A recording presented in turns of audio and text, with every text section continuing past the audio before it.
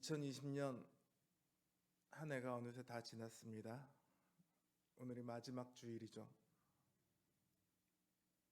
올해 우리는 최근 반세기가량을 단 한 번도 겪어보지 못했던 시간을 보내야 했습니다. 하루속히 코로나19 바이러스가 종식되기만을 바라며 우울한 시간을 보내왔습니다. 지금도 사람들이 가장 바라는 것은 이 코로나 바이러스가 사라졌다는 소식일 겁니다. 그 소식이 들려오면 다들 웃으며 행복해 하겠죠. 그런데요, 그럼 그 전에는 우리가 행복해질 수 없을까요? 괴롭고 힘든 일이 있을 때면 우리는 늘 불행해야만 하는 것입니까? 여러분은 지금 불행하다고 여기십니까? 저는 저와 여러분들이 세상 그 누구보다도 가장 행복한 사람이다, 이렇게 말하려고 합니다.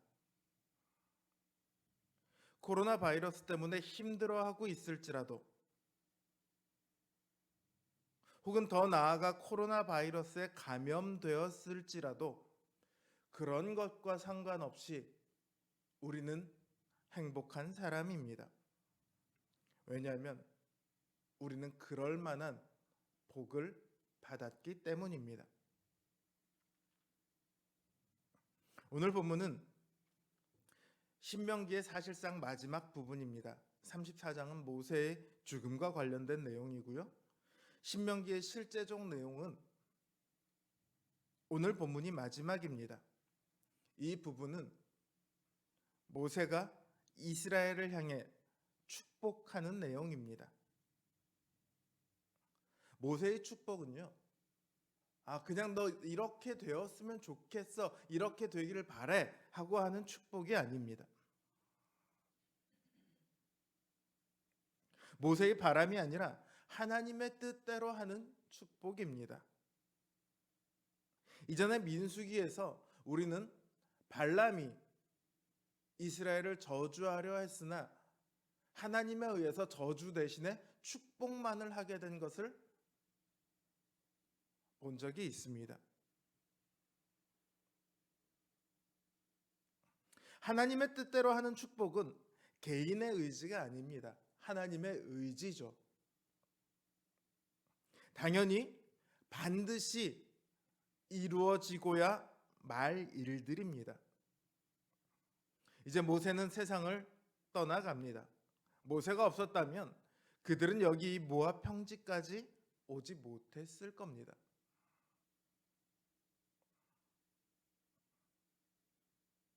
그러나 이제는 모세가 없는 시대를 이스라엘은 살아가야 합니다. 모세가 없는 전쟁을 벌여야 합니다.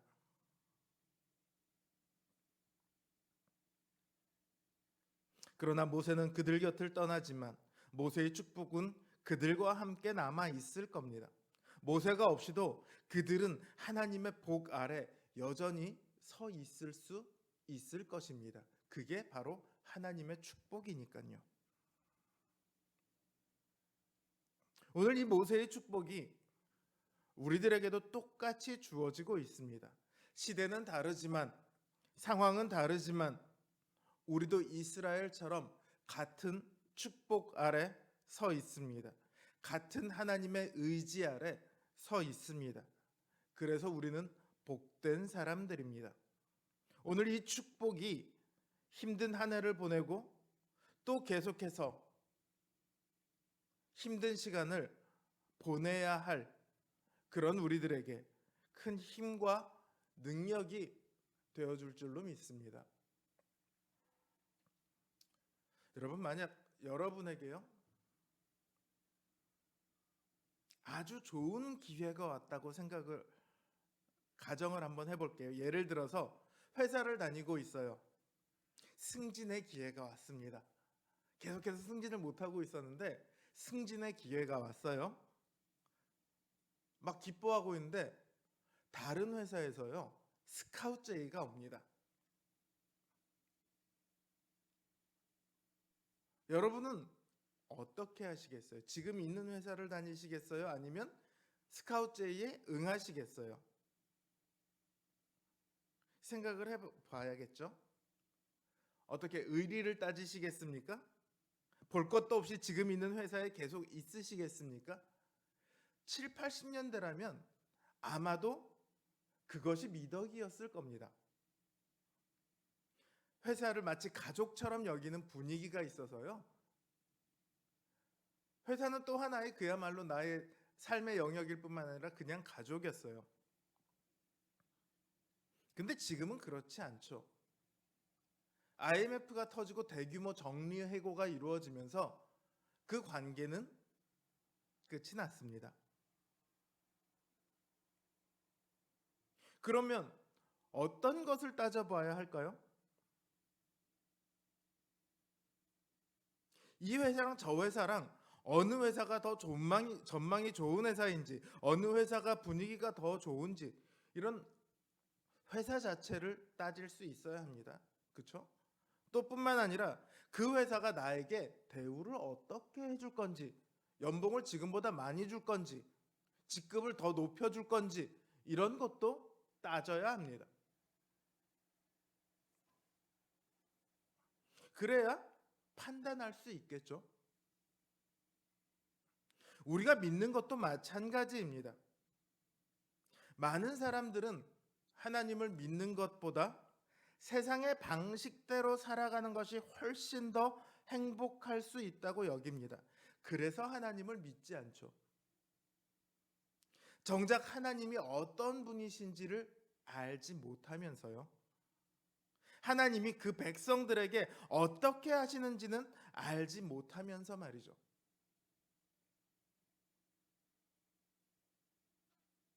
오늘 모세의 축복에는 바로 그러한 부분들이 명확하게 담겨 있습니다.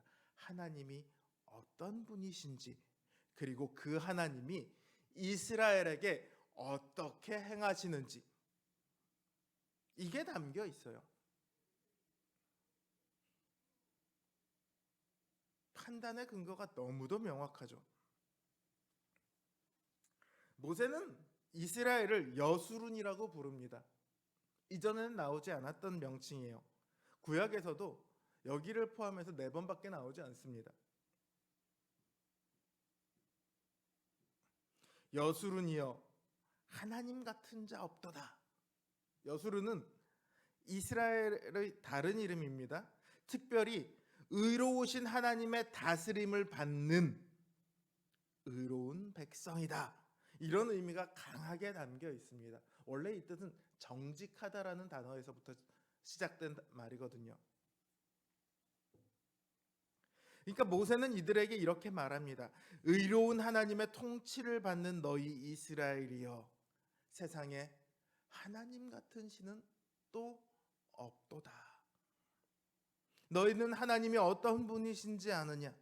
하나님은 궁창에서 위엄을 나타내시니 하늘 위의 하늘이라도 그분을 감히 감당할 수 없고 그분 앞에 엎드리지 않는 것이 없구나. 그분은 영원한 팔을 가지고 능력이 많으시며 강하신 분이시니 어느 누구도 감히 그분을 대적할 수 없구나. 또한 그분은 영원하시니 한날 한시라도 그분의 뜻을 거스를 수 없구나. 그런데 그 하나님이 바로 너희를 위하시는도다. 모세는 이걸 얘기하는 거예요.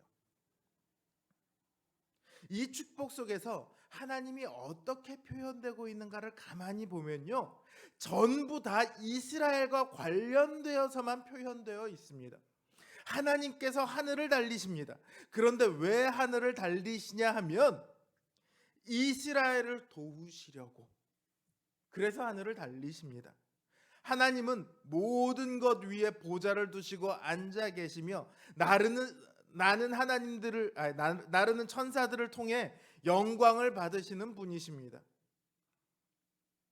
그런 하나님께서 이스라엘과 관련되어서는 그냥 보좌에 앉아만 계시는 것이 아니라 일어나 직접 뛰어다니십니다. 이스라엘을 돕기 위해 달려오십니다. 하나님은 그저 하늘을 날아다닐 수 있는 능력이 많은 신이 아니라 이스라엘을 위해 보좌를 뛰쳐나오시는 그런 하나님이신 거죠. 또 영원하신 팔이 이스라엘의 아래에 있다고 그렇게 말합니다. 팔이 사람의 아래에 있어요. 이게 어떤 거죠? 하나님이 그 영원하신 팔로 이스라엘을 안고 다닌다는 거예요. 쉽게 생각해서 아빠가 엄마가 이 팔에 아기를 안고 있는 장면을 생각하시면 될 거예요. 그렇게 이스라엘을 하나님께서 안고 다니십니다. 사람이라도요, 부모는 자기 품에 있는 아기를 편안하기 위해 또 안전하기 위해 할 수 있는 모든 힘을 다 쏟습니다. 실제로 팔이 아파오고 저려와도 이거를 풀지 않습니다. 아무리 힘들어도 악착같이 붙들고 있죠.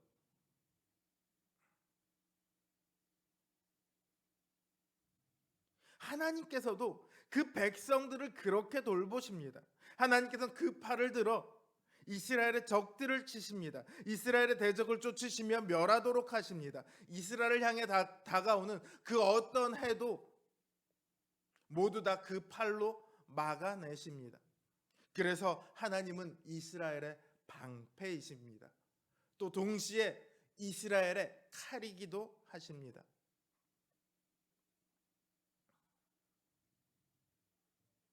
또 천하의 모든 것을 다스리시는 하나님께서 이스라엘을 위해 이슬을 내리십니다. 곡식과 포도주가 넘치도록 하십니다. 이제 이스라엘이 들어갈 가나안 땅은요, 우기와 건기가 나누어져 있습니다. 비가 오는 시기와 오지 않는 시기, 메마른 때가 딱 나누어져 있어요. 비가 올 때는 상관이 없는데 비가 오지 않을 때 곡식들이 어떻게 자라야 할까요? 이슬입니다. 이슬이 내리지 않으면요, 곡식은 자라지 못합니다. 말라 비틀어지죠. 하나님께서는 알아서 그들을 위해 그 땅에 이슬을 내리십니다. 천하를 다스리시는 그 능력을 누구를 위해 쓰시냐? 하나님을 위해 쓰십니다. 하나님이 아니라 이스라엘을 위해 쓰십니다.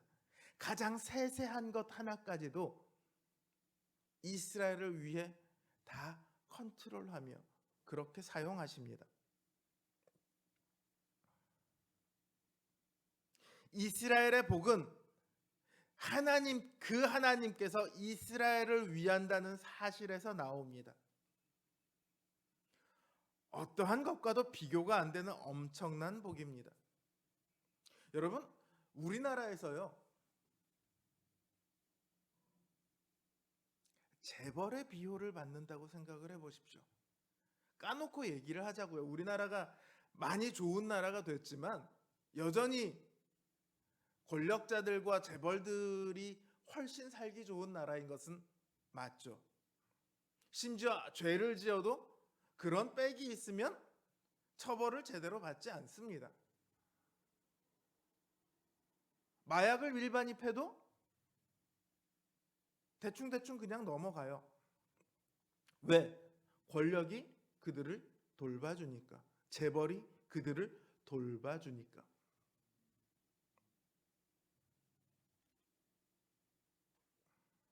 그런데 겨우 재벌만 백으로 있어도 그런데 하나님이 그들을 돌봐줍니다. 하나님이 그들의 백이 됩니다. 이걸 한마디로 말하자면 하나님이 곧 이스라엘의 복입니다.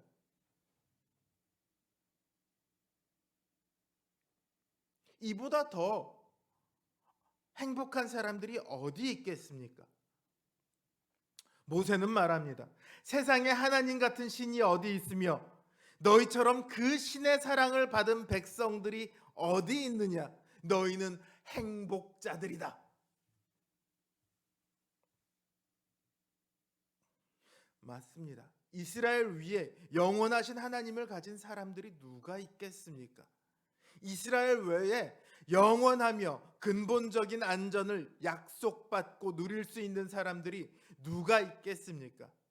이스라엘 외에 하나님의 그 완전하시고 전적인 도우심을 입을 수 있는 사람들이 누가 있겠습니까? 그 하나님이 이스라엘의 방패가 되시고 영광의 칼이 되시고 처소가 되십니다. 어느 누구도 이스라엘을 대적할 수 없고 어느 누구도 이스라엘을 해할 수 없습니다. 이스라엘은 하나님의 큰 구원을 맛보았고 그 구원 아래 살아가고 있으며 영원히 그 구원을 누리게 될 것입니다. 그리고 오늘 우리도 그 구원 아래 살아가고 있습니다. 그 구원을 맛보았으며 그리고 영원히 그 구원을 누리게 될 것입니다. 하나님은 똑같이 우리의 방패가 되시며 우리의 영광의 칼이 되시며 우리의 처소가 되실 것입니다. 우리가 흔히 우리를 성령의 전이다, 하나님이 거하시는 집이다 이렇게 표현을 하지만요, 우리가 하나님의 처소가 되기 전에 하나님께서 우리의 처소, 우리의 집이 되셨습니다.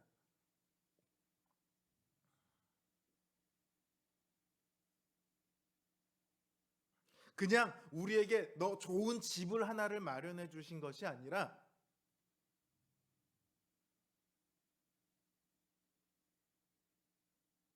하나님이 직접 우리의 집이 되어 주셨습니다. 여러분, 하나님이 안 계신 곳이 있습니까? 하나님이 안 계신 시간이 있습니까? 우리가 언제 어느 곳에 있건 어떤 상황이건 우리는 하나님 안에 있는 거예요. 우리는 하나님 안에서 모든 순간, 모든 장소, 모든 상황 속에서 집에 있는 것과 같은 평안함을 누릴 수 있습니다. 안전을 보장받았습니다. 물론 하나님이 우리를 위하신다는 그 사실이 이 세상의 소유물을 풍부하게 가지게 되거나 걱정과 근심에서 완전히 해방되거나 이런 것을 의미하지는 않습니다. 오히려 반대로 하나님의 백성이라는 이유로 인간이 겪을 수 있는 가장 고통스러운 역경을 겪는 경우도 많이 있습니다. 하지만 우리의 형편이 지금 그렇게 좋지 않다는 그 사실이 하나님이 우리의 집이 되시길, 우리의 복이 되시길 포기하셨다는 것을 의미하지는 않죠. 하나님은 그 영원하신 팔로 우리를 놓치거나 하지 않으십니다. 사도 바울은요, 이렇게 자기의 인생을 두고 고백을 합니다. 내가 수고를 넘치도록 했음에도 옥에 갇히기도 많이 하고 매도 수없이 맞고 여러 번 죽을 뻔하였다. 뿐만 아니라 여러 번 여행하면서 강의 위험과 강도의 위험과 동족의 위험과 이방인의 위험과 시내의 위험과 광야의 위험과 바다의 위험과 거짓 형제 중의 위험을 당하고 또 수고하며 애쓰고 여러 번 자지 못하고 줄이고 목마르고 여러 번 굶고 춥고 헐벗었노라 이렇게 말을 합니다.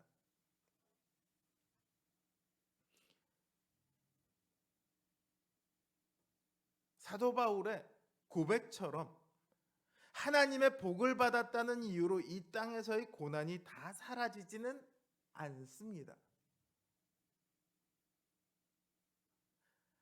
그런데 사도 바울은 동시에 이렇게 말을 합니다.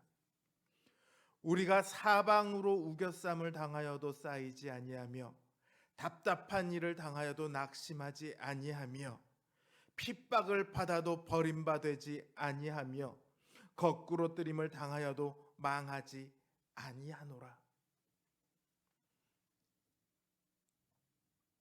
사도 바울의 인생의 고백입니다. 경험 속에서 나온 결론입니다. 오늘 우리도 마찬가지입니다. 비록 우리 눈에 확연하게 보이지는 않아요.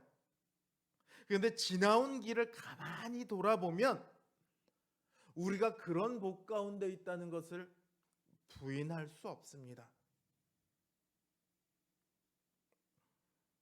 이게 내가 받은 복이야, 이렇게 내보일 수 없을 때가 훨씬 많이 있지만 우리는 그 복을 이미 알고 있습니다. 다만 그게 눈에 확 드러나지 않으니까 우리도 때때로 그것을 인식하지 못하거나 확신하지 못할 뿐인 거죠. 이거는 우리가 못나서 그런 게 아니에요. 이스라엘도 우리랑 그런 점에서 똑같습니다. 모세가 각 지파를 향해서 축복하고 나서 마지막으로 이스라엘 전체를 축복하고 있거든요. 근데 이 축복을 받는 사람들이 누구냐면 40년에 걸쳐서 광야의 인생을 걸어왔던 사람들이에요. 얼마나 힘든 길이었는지 모릅니다. 지루한 길이었고요. 언제 끝날지 모르잖아요. 또 죽음을 몇 번이나 만나야 했던 길이었습니다. 그런 사람들이 모세의 축복을 들으면서 황당하네? 뭐 이런 반응을 보일 수 있었을까요? 하나님이 언제 우리한테 그러셨어? 우리가 광야를 지나왔는데 하나님이 우리를 개고생만 시키셨지 언제 우리한테 그런 복을 주셨어?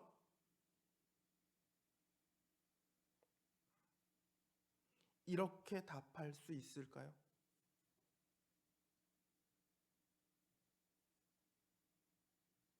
아니요.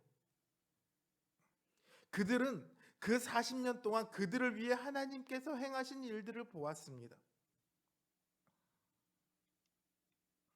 그들의 삶이 풍족하지는 않았습니다. 그들의 삶이 늘 편안하게 쉴 수 있는 것은 아니었습니다. 광야를 걸어야 했고 때로는 전쟁을 해야 했고 먹을 것은 늘 만나가 전부였습니다. 때로는 물이 없어서 목말라 하기도 했고요. 그런데 그들이 그 40년 동안 무엇을 배웠느냐? 하나님이 우리를 위해 일하고 계시다. 40년을 광야를 걷는데요. 신발이 닳지를 않아요. 현대의 기술로 만든 신발들도 1년을 신으면 신발이 닳아 없어지잖아요. 근데 40년을 걸었는데 신발이 닳아 없어지지 않아요. 옷이 하나도 닳아 없어지지 않아요. 더워서 죽는 사람이 없습니다. 목말라 죽는 사람이 없습니다. 배고파 죽는 사람이 없습니다.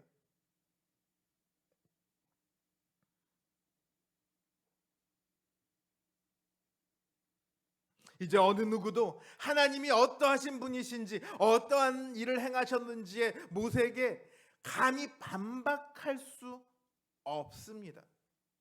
그들을 위하시는 하나님을 그들은 이제 알고 있기 때문입니다. 믿고 있기 때문입니다. 그 하나님을 의지하고 있기 때문입니다.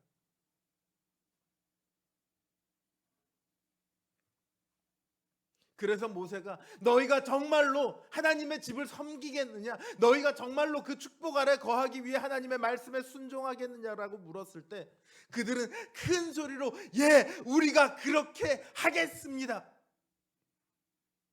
그렇게 고백을 할 수 있었던 거예요.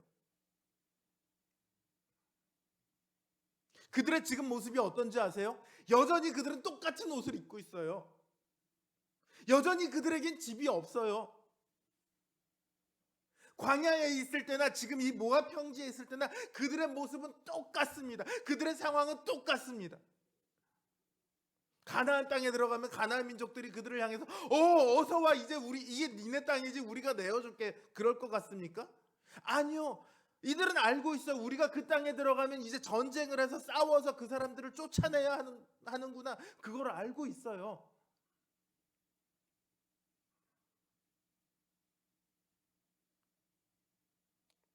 그럼에도 그들은, 야, 너희들 정말 복받은 사람이잖아. 이 모세의 말에 대해서, 예, 맞습니다. 우리는 복받은 사람입니다.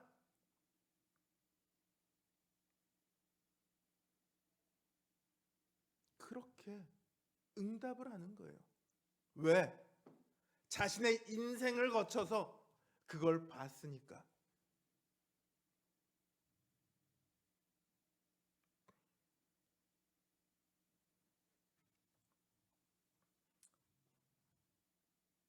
예를 들어 내가 큰 병에 걸려서 병원에서 이건 못 고칩니다 했는데 기도를 했더니 그 병이 나았더라.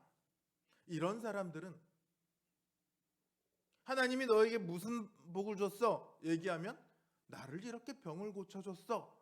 예, 답을 할 수 있을 겁니다. 혹은 돈이 없어서 고생을 하는데 갑자기 어떻게 해서 그야말로 하나님이 주셨다고밖에 말할 수 없는 그런 상황으로 돈이 생긴 사람들은 하나님께서 나를 이렇게 굶주린 가운데 건지셨습니다. 이렇게 얘기할 수 있을 겁니다. 그런데 대다수의 신자들은요, 그렇게 눈에 확연하게 띄는 경험은 갖고 있지 않아요. 그래도 우리는 알 수 있습니다. 우리가 지나온 우리의 인생을 돌아보면 당장 올 한 해의 인생만 돌아봐도 하나님이 나를 위해서 이거를 하셨습니다라고 딱 집어서 말하지는 못하지만 하나님이 올 한 해도 여전히 나와 동행해 주셨습니다. 그래서 내가 지금 여기 있을 수 있습니다. 그 고백을 할 수 있는 거죠. 아직도 우리에게는 여전히 힘든 일이 많이 남아 있습니다. 당장 코로나 바이러스도 그렇죠. 그 외에도 힘든 일들이 많이 있어요. 이 땅에서 신자로 살아간다는 것은 그 자체가 싸움입니다. 우리 자신과도 싸워야 하고요. 때로는 가족들과도 싸워야 하고요. 때로는 세상의 상식과도 싸워야 하고요. 때로는 세상의 법과도 싸워야 합니다. 그야말로 모든 것과 싸워야 합니다. 하나님의 복받은 백성으로 서는 것을 지키기 위해서 우리는 끊임없이 싸워야 하죠. 하나님을 택할 것인지 세상을 택할 것인지 우리는 늘 결단을 해야 합니다. 이 결단이 쉽겠습니까? 전쟁이라고요. 전쟁이 쉬울 리 없죠. 전쟁이 쉬우면 뭐하러 그렇게 군대 보내서 사람들을 훈련을 시킵니까? 그냥 있다가 야, 전쟁이다, 가자, 그러면 되죠. 그런데요, 하나님께서 우리를 위해 싸우십니다. 그러니까 이미 우리에게 승리는 보장되어 있어요. 우리는 승리하고야 말 것입니다. 하나님이 우리 편이시니 우리를 위하시니 우리가 그 전쟁터 한가운데에서도 평안을 누릴 수 있습니다. 모든 순간, 모든 상황 속에서도 우리는 안전을 누릴 수 있을 것입니다. 올 한 해 하나님께서 우리를 지키시고 여기까지 인도해 오신 것처럼 하나님께서는 우리의 앞걸음에도 동일하게 동행해 주실 겁니다. 우리의 복이 되시며 우리를 위해 일하실 것입니다. 그 하나님과 계속해서 동행하시는 우리 성도님들 되시길 주님의 이름으로 축복합니다.